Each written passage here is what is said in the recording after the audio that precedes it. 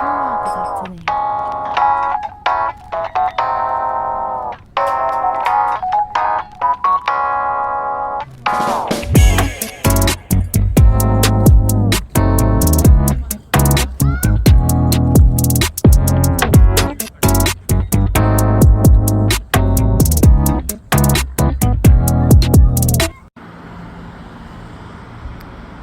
원래는 아이스크림만 간단하게 먹으려고 했는데 기운이 너무 없어가지고 타코 하나 브리또볼 추천해 주셔서 먹고 가려고요.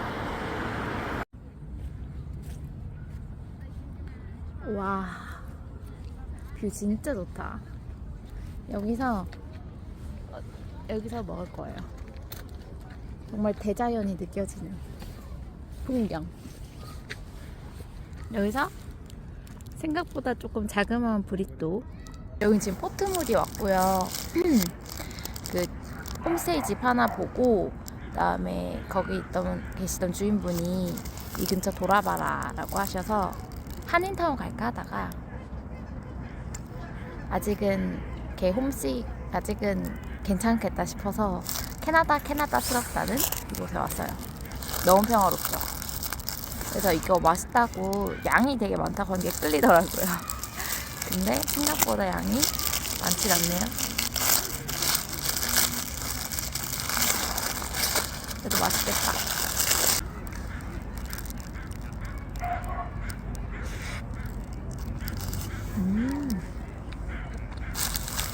풀드포크 들어있어요.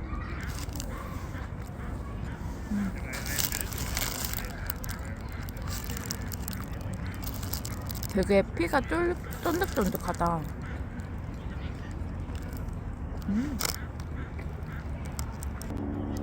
맥주 땡기는 맛. 오늘 아침에 좀 우울했거든요. 나 뭐하나. 날씨가 약간 흐릿흐릿하기도 한 것도 약간 영향이 있나? 아무튼 좀 우울했어요.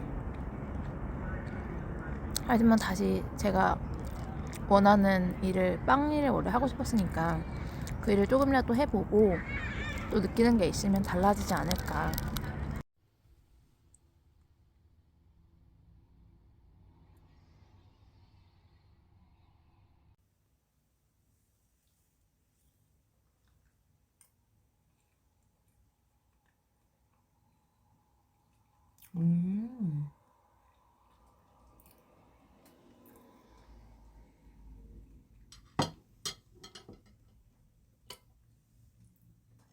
맛있다. 지금 일단 치즈케이크 잘 먹어서 너무 기분이 좋고요. 그래서 오늘은 집 구하기에 대한 얘기를 조금 하려고 합니다. 제가 밴쿠버에 와서 지금까지 총 3가지 정도의 숙소를 경험을 했어요. 일단은 호주에서는 제가 워킹홀리데이 호주 경험이 대략 5년 전에 있어서 그래서 캐나다 집 구하는 건 조금 더 괜찮지 않을까 싶었는데 그래도 타지에서 집 구하는 건 정말 힘들더라고요. 그래서 팁을 조금 드리려고 합니다. 일단은 캐나다는 보통 1일에 입주를 많이 하더라고요. 그래서 뭐 지금이 4월 달이니까 뭐 지금 와서 집을 구한다. 여기는 지금 4월 9일이거든요. 집을 구한다 하면은 5월 1일자로 들어가는 집을 보통은 장기간으로 구할 수 있게 됩니다. 아니면은 집에 따라서는 어, 날짜들이 다 다르긴 해요. 지금 집이 비어 있다. 그러면 일수로 계산해서 바로 들어갈 수도 있고 아니면은 2주 뭐 4월 15일에 들어가서 2주를 산다. 이렇게 계약을 시작을 할 수도 있는데 보통 대략적으로 많이 하는 거는 매달 월 초 1일에 집세를 지불을 하고 들어가는 겁니다. 집세를 낼 때는 일단 한 달치를 내죠. 그 달을 살아야 되니까. 그리고 한 달의 반을 디파짓이라고 그 집에 어떤 물건을 쓰면서 물건들이 고장나거나 이제 뭐 집에 손상을 입힐 수 있잖아요. 그래서 데미지 디파짓이라고 해서 월세의 반 정도를 킵해두는 게 같이 냅니다. 그러니까 예를 들어서 집세가 1,000불이다. 그러면은 처음 들어갈 때는 집세 1,000불 한 달치에 디파짓, 시큐리티 디파짓 500불을 내서 1,500불을 내고 들어가야 되는 거죠. 그러다 보니까 조금 돈이 듭니다. 그 점은 일단은 감안을 해주시고요. 그리고 총 3가지 집을 경험했다고 말씀을 드렸는데, 일단 처음에 제가 2월 말 2월 27일에서 2월 28일까지 있잖아요. 그래서 2월 27일에 들어왔거든요. 그렇다 보니까 3월에 바로 장기간 들어갈 집을 구하기에는 이틀밖에 구할 시간이 없었어요. 대략 5만 원 정도, 하루에 5만 원 정도로 그 호스텔 여성 4인실 세임선 호스텔을 예약을 하게 됩니다. 보통은 한 2주 정도 한 달에 중순에 들어와서 2주 정도 임시숙소에 있으면서 집을 많이 구하시더라고요. 그래서 3월 동안에 살 또 단기 숙소에 들어가게 돼요. 3주 정도는. 네, 그래서 첫 번째는 호스텔을 경험을 했고요. 두 번째는 한인 사이트 우베뉴라는 곳이 있어요. 거기에서 집이 많이 올라오고 그리고 일자리도 같이 올라오거든요. 그래서 되게 유용한 사이트라서 우베뉴는 꼭 가입을 해두시고 거기서 많이 정보를 얻으실 수가 있어요. 그래서 저는 우베뉴 통해서 단기 민박 3주짜리 민박이라 해야 되나? 이제 한국 분들이 살고 계신 곳에서 3주 정도 방을 빌려서 살게 되고요. 23일을 있으면서 제가 600불이라고 하면은 한국 돈으로 60만 원보다 조금 적은 돈을 내고 23일을 그곳에서 살게 됩니다. 그 중에 이제 영어로 올라오는 것들이 있어요. 그거는 이제 외국 분들이 한국 사람들한테 부탁을 해서 그 커뮤니티에 우리 방 쉐어하고 있다 이제 올려달라고 하는 경우거든요. 연락을 해보니까 그날 또 바로 집을 볼 수 있다고 그 홈맘이 얘기를 해주셔가지고 방이 크지는 않은데 바로 이 방이죠. 크지는 않은데 아담하고 뭔가 사랑스러운 거예요. 집이 2층 집으로 구성이 돼 있고 그래서 저는 이곳으로 이사를 오게 됩니다. 그리고 이 방은 제가 이제 혼자 쓰는 방이고 화장실도 바로 옆에 있고 그리고 무엇보다 그 제가 일을 하고 있는 시티 쪽하고 가까웠어요.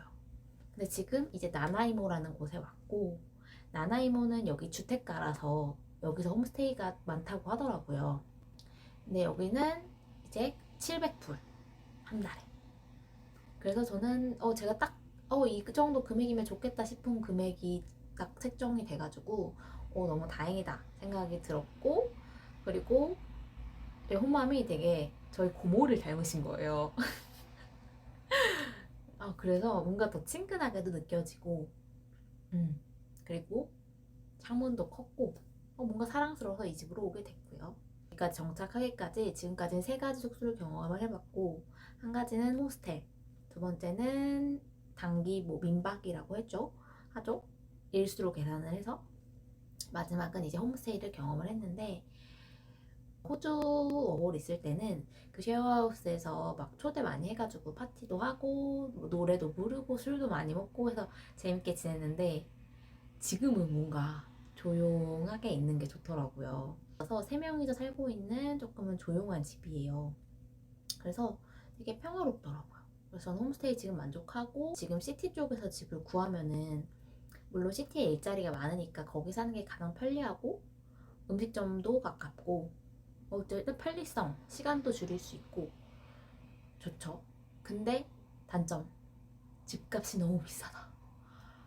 집값이 보통 거기는 이제 콘도라고 해서 높은 빌딩? 그러니까 말 그대로 콘도라고 하면은 밑에는 상가 그리고 위에는 집들이 있어요. 한국으로 치면 주상복합처럼.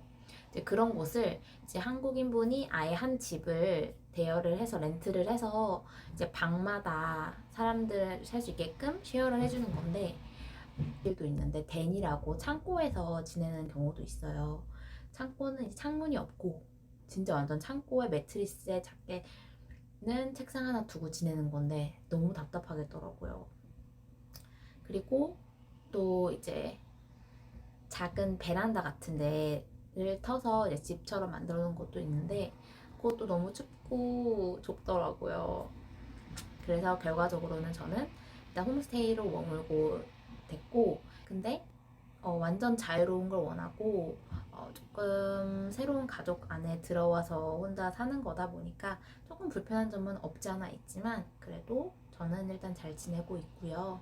그리고 보통 한 달 단위로 계약을 하다 보니까 나갈 때도 한 달 전에 말을 해주는 게 가장 베스트고, 때에 따라서는 2주 전에 말을 해도 되는 집들이 있어서 그런 걸 잘 고려해 주셔서 일단 가장 추천하는 거는 2주는 먼저 전에 들어와서 2주 전에 임시숙소에서 2주 정도 지내면서 집을 구하는 게 가장 좋겠다. 그래서 그 나머지 2주는 호스텔에 있어도 되고, 세임성 호스텔 괜찮았어요. 아침밥을 맨날 베이글을 줘서. 두 번째는 에어비앤비 아니면은 단기 숙소를 정해놓고 오면 좋을 것 같고요. 그리고 혹시 몰라서 저는 그 구글에서 집 계약서 따로 프린트해서 썼거든요. 그래서 혹시 만약에 조금 안전성을 원한다, 그럼 구글에서 계약서 다운을 받아서 진행하면 좋을 것 같습니다. 즐거운 캐나다 생활을 바랍니다.